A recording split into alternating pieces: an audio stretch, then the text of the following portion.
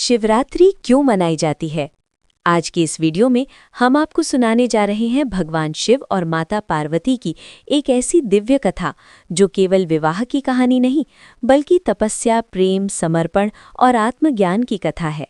आज हम जानेंगे शिवरात्रि क्यों मनाई जाती है, इसके पीछे सनातन धर्म में कौन सा गूढ़ रहस्य छुपा है। क्या केवल यही कारण है कि इसी दिन शिव पार्वती का विवाह हुआ, या इसके पीछे कोई और भी गहरी आध्यात्मिक सच्चाई? कहा जाता है शिवरात्रि केवल एक पर्व नहीं, ये वो रात्रि है जब मानव चेतना शिव तत्व के सबसे निकट होती है। तो आइए शुरू करते हैं शिव और शक्ति के उस महाविवाह की कथा जिसने वैराग्य और गृहस्थ दोनों को एक कर दिया। ये वो रात्रि है जब योग और भोग, वैराग्य और गृहस्थ, शिव और शक्ति एक हो जाते हैं। शिवरात्रि इसलिए मनाई जाती है क्योंकि यही वो पावन रात्रि मानी जाती है जिस दिन भगवान शिव और माता पार्वती का विवाह हुआ था। ये कथा केवल विवाह की नहीं बल्कि तपस्या, समर्पण, प्रेम, धैर्य और आत्मज्ञान की कथा है। आदिकाल का वैरागी महादेव। सृष्टि के आरंभ में भगवान शिव न किसी के पति थे, न पिता, न राजा। वे थे महावैरागी। शमशान उनका घर, भस्म उनका श्रृंगार, सर्प उनका आभूषण और मौन उनकी भाषा। वे ध्यान में लीन रहते, लोक परलोक से परे। देवता भी उनसे डरते थे क्योंकि शिव को बांधा नहीं जा सकता। माता सती दक्ष प्रजापति की पुत्री शिव से प्रेम करती थी, पर दक्ष को शिव स्वीकार नहीं थे, न उनका वेश, न उनका रहन सहन। जब दक्ष ने यज्ञ में शिव का अपमान किया, सती ये सहन न कर सकीं। उन्होंने अपने प्राण त्याग दिए। उस दिन शिव टूट गए। वे सती का मृत शरीर लेकर तांडव करने लगे। सृष्टि कांप उठी और तभी भगवान विष्णु ने सुदर्शन से सती के शरीर के टुकड़े किए। शिव फिर ध्यान में चले गए। समय बीता। हिमालय की गोद में राजा हिमवान और रानी मैना के यहाँ एक कन्या ने जन्म लिया। उस कन्या का नाम था पार्वती। बचपन से ही वो शिव की ओर आकर्षित थीं। उन्हें ज्ञात था वे सती का ही पुनर्जन्म है। शिव को पाने चलिए पार्वती ने कठोर तप किया। हजारों वर्षों तक फल फूल त्यागे, जल त्यागा, यहाँ तक कि श्वास तक त्याग दी। हिमालय कांप उठा। देवताओं ने ब्रह्मा से कहा, यदि पार्वती की तपस्या ऐसे ही चलती रही तो सृष्टि जल जाएगी। शिव स्वयं एक साधारण ब्राह्मण का रूप धर कर आए। उन्होंने पार्वती से कहा, तुम क्यों उस औघड़ से विवाह चाहती हो जो न घर का है न समाज का? पार्वती मुस्कुराईं। उन्होंने कहा, वो औघड़ नहीं, वो संपूर्ण ब्रह्मांड है। शिव प्रसन्न हो गए। उन्होंने अपना वास्तविक स्वरूप दिखाया। देवताओं ने हिमालय से निवेदन किया कि आपकी पुत्री से महादेव विवाह करना चाहते हैं। मैना घबरा गईं, मेरी पुत्री उस भस्मधारी के साथ? पर नारद ने कहा, यही सबसे श्रेष्ठ वर है। शिव की बारात निकली, पर ये कोई साधारण बारात नहीं थी। भूत, प्रेत, पिशाच, गण, सर्प, नंदी, मैना देवी मूर्छित हो गईं। पार्वती मुस्कुरा रही थी। वो फाल्गुन मास की अमावस्या की रात्रि थी। रात्रि का अंधकार चेतना में बदल रहा था। यही थी महाशिवरात्रि। यही रात्रि शिव और शक्ति के मिलन की रात्रि बनी। अग्नि साक्षी रही, देवता मंत्र गा रहे थे और उस रात्रि वैराग्य ने गृहस्थ स्वीकार किया। नव जीवन का आरंभ। महाशिवरात्रि की वो रात्रि जब समाप्त हुई तो केवल रात्रि नहीं बीती, एक युग समाप्त हुआ। प्रातः का सूर्य हिमालय की चोटियों से निकला, मानो स्वयं इस दिव्य विवाह को साक्षी देने आया हो।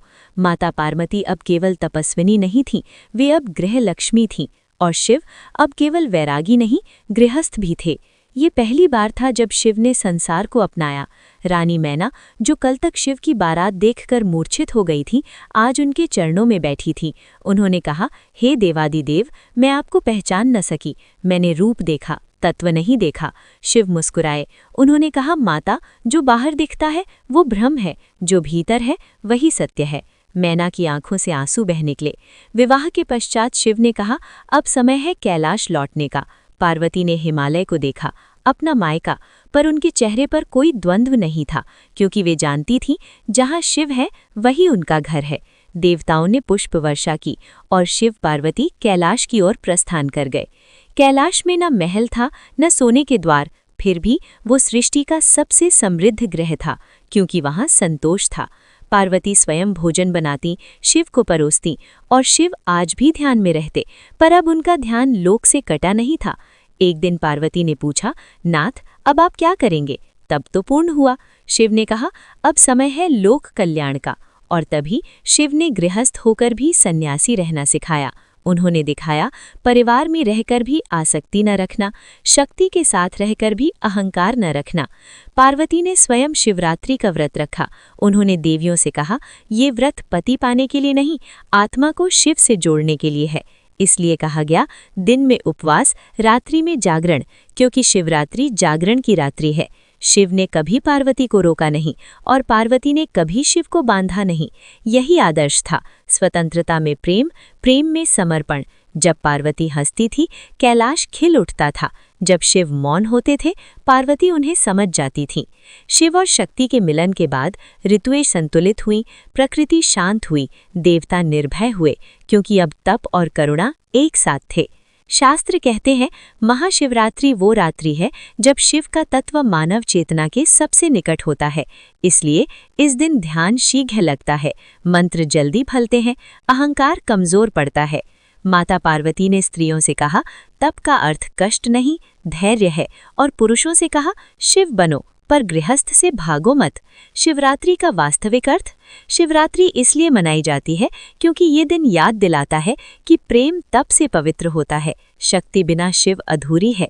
शिव पार्वती का विवाह नहीं, ये आत्मा और परमात्मा का मिलन है। जब मानव हर हर महादेव कहता है तो वो केवल जयकार नहीं करता, वो अपने भीतर एक मौन प्रतिज्ञा करता है। उस प्रतिज्ञा में कहा जाता है, मैं अपने भीतर के अंधकार को ज्ञान से जीतूंगा, मैं अपने अहंकार को भक्ति से गलाऊंगा, और मैं अपने जीवन को शिवमय बनाऊंगा। महाशिवरात्रि की रात्रि बाहरी अंधकार की नहीं, भीतरी प्रकाश की रात्रि है। इस रात्रि शिव किसी मंदिर में नहीं उतरते, वे उतरते हैं साधक की चेतना में।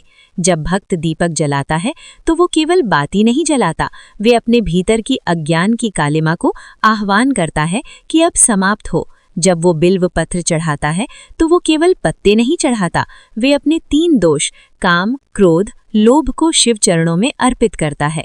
जब वो जल अर्पित करता है तो वो केवल जल नहीं बहाता, वे अपने अशांत मन को शिवलिंग पर शांत करना चाहता है। शास्त्र कहते हैं, इस रात्रि शिव योगी बनकर नहीं, पिता बनकर आते हैं। वे कहते हैं, जो भी जैसा है उसे वैसे ही स्वीकार करो, बस सत्य से विमुख मत हो। यही कारण है कि महाशिवरात्रि पर न जाति देखी जाती है, न वर्ग, न धन, न पद। यहाँ केवल भक्त और भक्ति होती है।